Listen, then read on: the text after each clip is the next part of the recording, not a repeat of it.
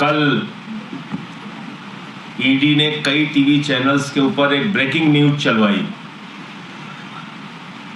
और वो, जैसा कि हम सारे लोग जानते हैं कि मोदी सरकार के द्वारा प्रायोजित, पीएमओ के द्वारा प्रायोजित ब्रेकिंग न्यूज टीवी चैनल्स को दी जाती है और चलवाई जाती है। प्रधानमंत्री नरेंद्र मोदी जी ने ईडी को पूरे देश के सामने मजाक बना दिया है। अब ईडी का कहीं छापा पड़ता है तो लोग भेड़िया आया वाली कहानी याद करते हैं। लोग ये मानते हैं कि अगर ईडी का छापा पड़ा है, सीबीआई का छापा पड़ा है, तो इसका मतलब कहीं ना कहीं किसी राजनीतिक विरोधी को दबाने की कोशिश भारतीय जनता पार्टी की ओर से होगी। और ये कोई बात मैं हवा में नहीं कह रहा हूं, किसी गुस्से में भी नहीं कह रहा हूं, बल्कि प्रमाण सहित ये बात कह रहा हूं। मैंने 2014 से लेके 2023 तक के आंकड़े आप लोगों के सामने रखे थे कि किस तरह से, चाहे वो हेमंत विश्व शर्मा हो, शुभेंदु अधिकारी हो, मुकुल राय हो, येदुरप्पा हो,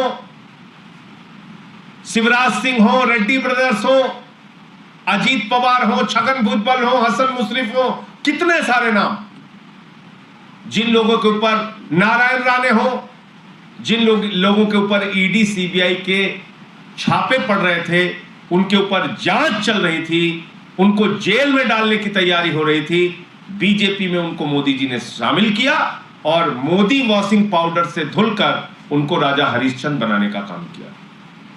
पूरे देश में एक एक भ्रष्टाचारी को चुन चुनकर मोदी जी ने भारतीय जनता पार्टी में शामिल किया। लेकिन दुर्भाग्य से उनका वो मोदी वॉशिंग पाउडर दिल्ली में फेल हो जा रहा है। तो जबरन, फर्जी तरीके से, मनगढ़ंत तरीके से मुकदमा बनाने की कोशिश ईडी के द्वारा की जा रही है और यह सब कुछ भारत के प्रधानमंत्री नरेंद्र मोदी के इशारे पर हो रहा है।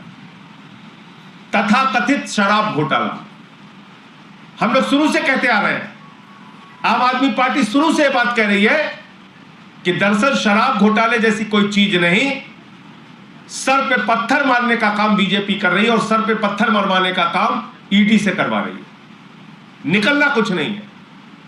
14 घंटे मनीष सिसोदिया के घर मोदी जी ने छापा मरवाया, कुछ नहीं निकला। गांव में छापा मरवाया, कुछ नहीं निकला। बैंक का लॉकर चेक करवाया, कुछ नहीं निकला। दफ्तर दिल्ली सरकार में जो उनका था उसको चेक करवाया, कुछ नहीं निकला। तो अभी कल उन्होंने ब्रेकिंग न्यूज चलवाई, 52 करोड़ की संपत्ति पकड़ी गई, 52 करोड़ की संपत्ति पकड़ी गई। सारे लोग हैरान हो गए कि 52 करोड़ की संपत्ति कहां पकड़ी गई। तो ये किस प्रकार का हताशा में, निराशा में, पत्थर पे सर फोड़ने का काम ईडी कर रही है मोदी जी के इशारे पे, ये मैं आपको बताना चाहता हूं। ये तो पहली बात, ईडी के कागजात हैं जो उन्होंने सीज किया है, उसको आप देख चुके होंगे। एक 5 लाख रुपए का फ्लैट है जो 2005 में खरीदा गया था। एक 65 लाख रुपए का फ्लैट है जो 2018 में खरीदा गया था। और एक सैलरी अकाउंट है जिसमें 11 लाख रुपए था। आप कल्पना कीजिए कि सैलरी अकाउंट जहां पर लोगों की तनख्वाह आती है, उस अकाउंट को ईडी सीज कर रही है, जिसका कोई लेना देना नहीं है शराब घोटाले से। 2005 के फ्लैट को सीज कर रही है जिसका कोई लेना, तब कभी वो मंत्री बनेंगे, विधायक बनेंगे, प्रधान भी बनेंगे, सभासद भी बनेंगे, नहीं सोचा था मनीष सिसोदिया ने। उस समय के फ्लैट को जब्त किया जा रहा है, सीज किया जा रहा है। और 2018 में जब इस पॉलिसी का कोई लेना देना नहीं था, दोबारा 2020 में सरकार बनी, सरकार ही नहीं बनी थी, उस वक्त 65 लाख रुपए में यह फ्लैट अपने जीवन भर की गाढ़ी कमाई से, जो उन्होंने एक पत्रकार के रूप में मनीष सिसोदिया जी ने और विधायक मंत्री के रूप में जो उन्होंने जिंदगी की गाढ़ी कमाई का पैसा अपने पास इकट्ठा किया हुआ था, उससे 5 लाख रुपए का फ्लैट, 65 लाख रुपए का फ्लैट और 11 लाख रुपए बैंक अकाउंट पे। ये कुल संपत्ति है 81 लाख रुपए की। और ये मजेदार बात ये है, मुझे तो हंसी आ रही है और मैं समझता हूं कि भारत के इतिहास में अगर पूछा जाएगा कि ईडी का सबसे हास्यास्पद और मजाकिया केस बताओ, तो लोग कहेंगे मनीष सिसोदिया का केस। अब आप देखिए, ये है इनका चुनावी एफिडेविट। ये चुनाव कब लड़े मनीष सिसोदिया जी? 2020 में लड़े, विधानसभा का चुनाव लड़े। और जब विधानसभा का चुनाव लड़े तो उस इलेक्शन एफिडेविट में भी इसको घोषित किया है, अपने चुनावी शपथ पत्र में 5 लाख रुपए की प्रॉपर्टी और 65 लाख रुपए की प्रॉपर्टी की घोषणा की है उन्होंने। तो बताओ ये भ्रष्टाचार कहां से हो गया? और इसका शराब नीति से क्या लेना देना है? ये तो 2020 के चुनाव में ही उन्होंने डिक्लेयर किया है। 5 लाख रुपए के फ्लैट और 65 लाख रुपए के फ्लैट का जिक्र किया उन्होंने। पॉलिसी तो बनी 2022 में, 2 साल के बाद। तब तो चुनाव लड़ रहे थे, सरकार भी नहीं बनी थी। तो मतलब क्या कर रही है ईडी? क्यों अपना मजाक उड़वा रही है? क्यों अपने आप को मजाक बना रही है?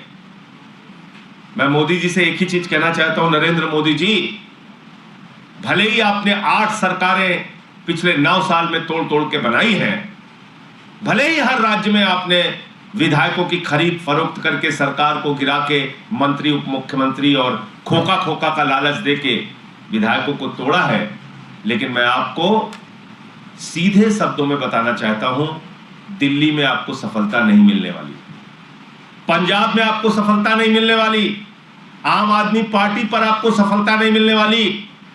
इसलिए निरर्थक प्रयास मत करो मोदी जी, हवा में तीर मत चलाओ, कुछ हासिल होने वाला नहीं।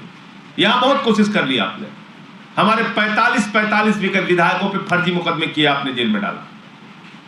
मनीष सिसोदिया को जेल में डाला, सत्येंद्र जैन को जेल में डाला। 36 किलो वजन कम हो गया सत्येंद्र जैन का, बहुत तोड़ने की कोशिश की, लेकिन कोई टूटा नहीं आम आदमी पार्टी का सिपाही।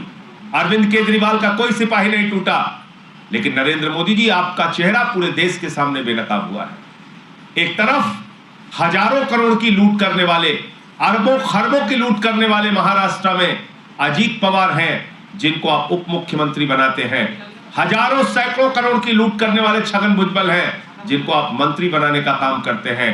सैकड़ों करोड़ की लूट करने वाले हसन मुशर्रफ हैं, जिनको आप मंत्री बनाने का काम करते हैं। और दूसरी तरफ मनीष सिसोदिया, जो दिल्ली के लाखों बच्चों को अच्छी शिक्षा देने का काम करते हैं, उस मनीष सिसोदिया को आप जेल में डालते हैं। सत्येंद्र जैन, जो दिल्ली के लोगों को अच्छा स्वास्थ्य देने का काम करते हैं, उनको आप जेल में डालते हैं। तो पूरा देश आपका असली चेहरा देख रहा है और समय आने पर लोग आपको जवाब देंगे। ये कार्रवाई भ्रष्टाचार के खिलाफ नहीं है, ये कार्रवाई सिर्फ और सिर्फ आम आदमी पार्टी को तोड़ने और बर्बाद करने की नीयत से की जा रही है। इसका सच्चाई से दूर दूर तक कोई लेना देना नहीं।